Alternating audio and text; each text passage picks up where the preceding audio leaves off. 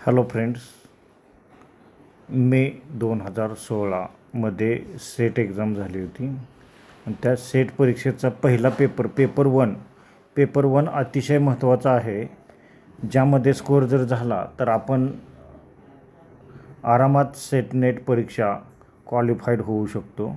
Set परीक्षेतील ए set जो आहे तो या ठिकाणी आपण पाहत आहोत आणि EVS म्हणजे एन्व्हायरमेंटल सायन्सचे जे प्रश्न आलेले असतात तर ते या ठिकाणी आपण पाहत आहोत. या ठिकाणी आपण EVSचे 5 MCQ आपण या ठिकाणी पाहणार आहोत. 5 MCQ विथ 100% करेक्ट आन्सर. तर बरेचसे लोकांनी चुकीची उत्तरे दिलेली असतात पहा, पण या ठिकाणी आपण 100% करेक्ट आन्सर असणारेच प्रश्न या ठिकाणी पाहणार आहोत. तर चला तर आपण या ठिकाणी सुरू करूयात. Question number 49. A part of large quantity of fly produced in a thermal power plant is used for. म्हणजे औष्णिक प्रकल्पात तयार झालेली कोळशाची राख काही प्रमाणात कोणत्या कारणासाठी वापरली जाते, असा प्रश्न या ठिकाणी दिलेला आहे. तर सॉईल कंडिशनर म्हणजे शेतीसाठी, मेकिंग ब्रिक्स वीट तयार करण्यासाठी, रोड मेकिंग रस्ते निर्माण करण्यासाठी आणि बर्निंग इंधन म्हणून वापरली जाते. एन्व्हायरमेंटल सायन्समध्ये प्रश्न समजून घेणं खूप महत्त्वाचं असतं. तर औष्णिक प्रकल्पात तयार झालेली कोळशाची राख काही प्रमाणात कोणत्या कारणासाठी वापरली जाते, म्हणजे थर्मल पॉवर प्लांट तयार होणाऱ्या मोठ्या प्रमाणातील फ्लाय ॲशचा वापर कुठे केला जातो, असा प्रश्न आहे पहा.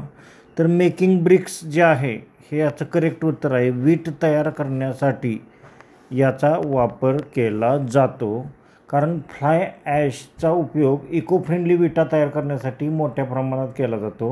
या विटा हलक्या असतात आणि त्यांचा सिमेंट आणि कॉन्क्रीटमध्येही वापर केला जातो. त्यामुळं मेकिंग ब्रिक्स हे याचं करेक्ट उत्तर या ठिकाणी दिलेलं आहे. आता चुकीचे पर्याय कोणते दिलेले होते इथं, तर सॉईल कंडिशनर. तर सॉईल कंडिशनर म्हणजे काय, तर माती सुधारक. फ्लाय ॲश थेट मातीसाठी चांगली नसते, त्यामुळं सॉईल कंडिशनर हे उत्तर चुकीचं आहे. रोड मेकिंग रस्ते बांधकाम. आता रस्ते बांधकाम रोड मेकिंग यासाठी मर्यादित प्रमाणात वापर केला जातो, पण मुख्य उपयोग विटा बनवण्यासाठी होतो, त्यामुळं रोड मेकिंग हे सुद्धा उत्तर या ठिकाणी चुकीचं आहे. आणि बर्निंग म्हणजे जळण्यासाठी. फ्लाय ॲश कधी जळत नाही, त्यामुळं हे उत्तर चुकीचं आहे. ती थर्मल प्लांटमध्ये कोळसा जळल्यानंतर उरते.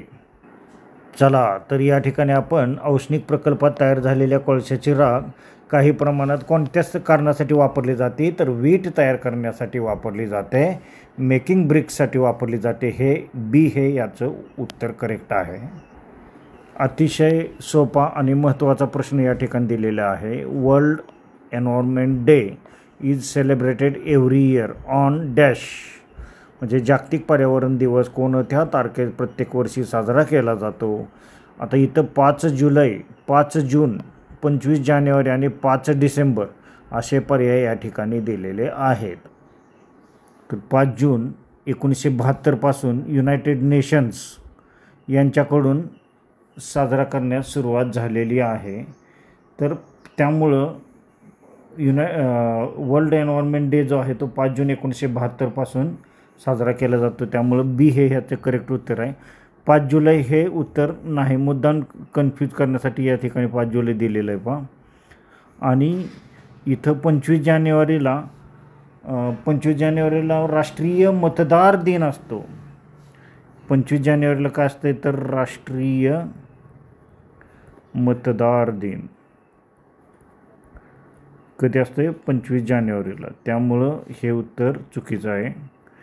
आणि 5 डिसेंबरला जागतिक मृदा दिन साजरा केला जातो. अशा प्रकारे 5 जून हेच उत्तर का आहे हे उत्तर आपल्याला माहीत असल्यानंतर आपण ॲक्युरेट उत्तर या ठिकाणी लिहू शकणार आहे.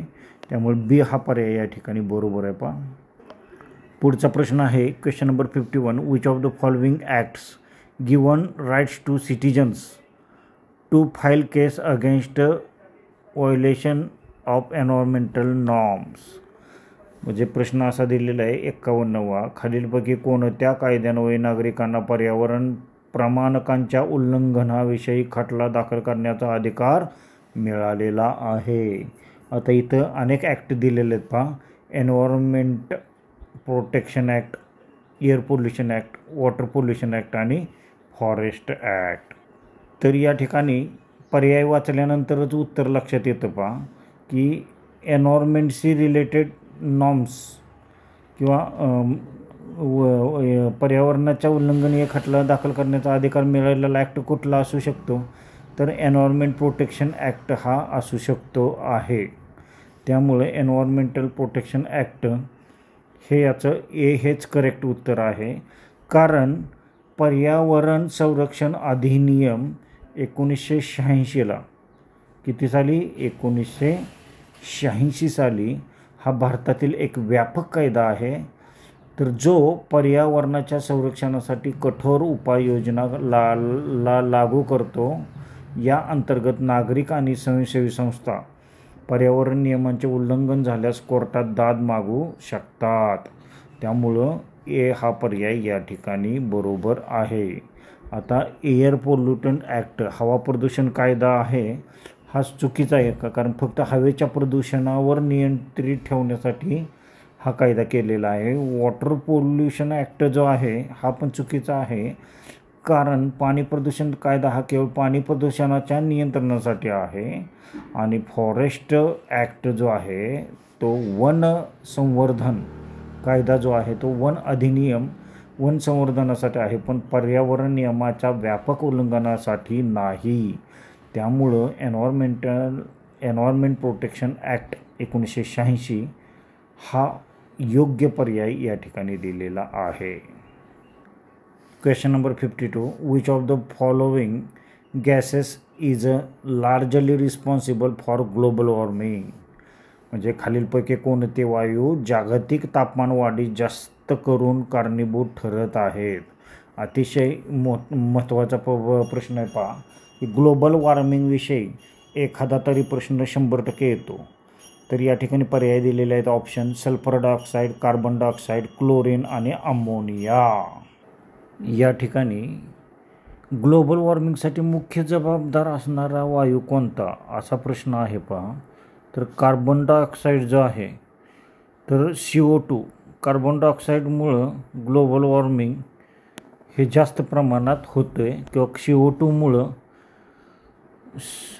CO2 हा वायू जागतिक तापमान वाढीस जास्त करून कारणीभूत आहे. CO2 कार्बन डायऑक्साईड हा एक ग्रीनहाऊस गॅस आहे जो वातावरणात उष्णता अडकवतो आणि ग्लोबल वॉर्मिंग वाढवतो. तो मुख्यतः जीवाश्म इंधन जळण्यामुळे तयार होतो. जीवाश्म इंधन जळण्यामुळे हा तयार होतो. आता ए पर्याय या ठिकाणी दिलेला आहे. तर ए पर्याय सल्फर डायऑक्साईड. तर हा पर्याय चुकीचा आहे, कारण हे प्रामुख्याने आम्लवृष्टी ॲसिड रेनसाठी वापरला जातो. ॲसिड रेनसाठी कोणता सल्फर डायऑक्साईड हा वापरला जातो. ॲसिड रेनसाठी तो जबाबदार आहे. आता क्लोरीन जे आहे ते सुद्धा उत्तर चुकीचे आहे, कारण Cl2 क्लोरीनला काय म्हणतात Cl2, कार्बन डायऑक्साईडला CO2 म्हणतात आणि सल्फर डायऑक्साईडला SO2 असं म्हणतात. तर क्लोरीन जो आहे तर क्लोरीन ओझोनचा थर कमी करतो, पण ग्लोबल वॉर्मिंगमध्ये मोठी भूमिका त्याची नाही. त्यामुळे क्लोरीन हे उत्तर चुकीचं आहे. पहा आणि अमोनिया NH3 म्हणजे काय तर अमोनिया शेतीमध्ये मोठ्या प्रमाणात वापरला जातो, पण ग्लोबल वॉर्मिंगसाठी मुख्य कारण नाही. त्यामुळे अमोनिया हे उत्तर चुकीचं आहे. प्रश्न क्रमांक 53. Which one of the following is not a non conventional energy source. Non conventional म्हणजे खालीलपैकी कोणता अपारंपरिक ऊर्जा स्रोत नाही. इथं नाही दिलेलं आहे पहा. बऱ्याच वेळेला काय होतं की आपण अपारंपरिक ऊर्जा स्रोत एवढंच उत्तर प्रश्न वाचतो आणि नाही हा शब्द वाचत नाही, त्यामुळे आपली उत्तरं चुकण्याची शक्यता असतात. इथं सोलर, टायडल, नंतर जिओथर्मल आणि कोल. सोलर म्हणजे काय तर सौर भरती ओहोटी, टायडल म्हणजे भरती ओहोटी, भूऔष्णिक जिओथर्मल आणि कोल म्हणजे कोळसा हे पर्याय या ठिकाणी दिलेले आहेत. तर या ठिकाणी सुरुवातीला जो पर्याय दिलेला आहे ए, तर सोलर किंवा सौर ऊर्जा ही अपारंपरिक नूतनीकरणीय ऊर्जा स्रोत आहे. त्यामुळं ही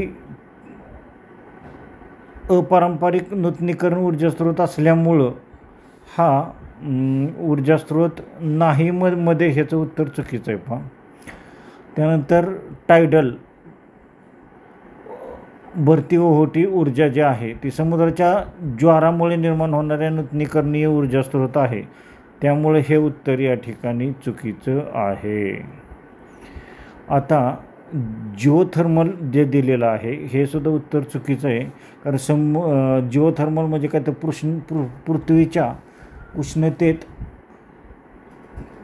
पृथ्वीच्या उष्णतेतून मिळणारा अपारंपरिक ऊर्जा स्रोत म्हणजे जिओथर्मल हे आहे. तर हे सुद्धा उत्तर चुकीचं आहे. तर नॉन कन्व्हेन्शनल एनर्जी कशातून ऊर्जा स्रोत कोणता नाही, तर कोल जो आहे त्यालाच काय म्हणतात तर कोळसा. तर कोळसा जो आहे तर तो कोळसा हा एक पारंपरिक ऊर्जा स्रोत आहे. म्हणजे अपारंपरिक बाकीचे, पारंपरिक कोळसा आहे. तर हा कन्व्हेन्शनल आहे, कन्व्हेन्शनल, कारण तो खूप वर्षापासून ऊर्जा निर्मितीसाठी वापरला जातो आणि मर्यादित प्रमाणात उपलब्ध आहे. त्यामुळं डी हे याचे करेक्ट उत्तर आहे. आता या ठिकाणी काही प्रश्न खूप सोपे असतात, त्यातीलच खालचा हा प्रश्न आहे जे डायरेक्ट मार्क्स खिशामध्ये आणून टाकतात. Question number 54, which of the following is the top carnivorous animal. खालीलपैकी कोणता प्राणी उच्च मांसभक्षक आहे. आता इथं पक्षी, साप, म्हैस आणि वाघ.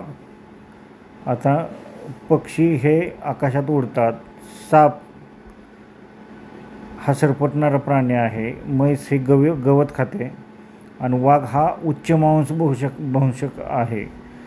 तर हे वाघ हे उत्तर या ठिकाणी बरोबर आहे. बाकी जास्त स्पष्टीकरण देण्याची आवश्यकता नाही. तरीसुद्धा या ठिकाणी मी सांगू इच्छितो की वाघ हा शीर्ष मांसाहारी टॉप कॉर्निव्हर्स आहे, जो अन्न साखळीचा उच्च स्तरावर असतो, जो इतर मोठ्या प्राण्यांची शिकार करतो आणि पर्यावरणात महत्त्वाची भूमिका बजावत असतो. तर पक्षी जे आहेत तर सर्व पक्षी मांसाहारी नसतात, काही पक्षी असतात पण सर्व पक्षी नसतात आणि ते अन्न साखळीच्या सर्वोच्च स्तरावर मांसाहार करत नाहीत. आता स्नेक जो आहे तो मांसाहारी असतो पण वाघाच्या तुलनेत तो उच्चतम स्तरावर नाही. आणि बफॅलो जे आहे, म्हैस शाकाहारी प्राणी आहे, ते मांसाहारी नाही. त्यामुळं वरील उत्तर चुकीचे आहे आणि टायगर म्हणजे वाघ हे याचे करेक्ट उत्तर आहे. डी पर्याय याचा बरोबर आहे. अशा प्रकारचे पेपर 1चे आपल्याला सर्व व्हिडिओ एका ठिकाणी मिळण्यासाठी आपण डिस्क्रिप्शनमध्ये लिंक दिलेली आहे, टेलिग्रामचं चॅनल जॉईन करायचं आहे. थँक्स.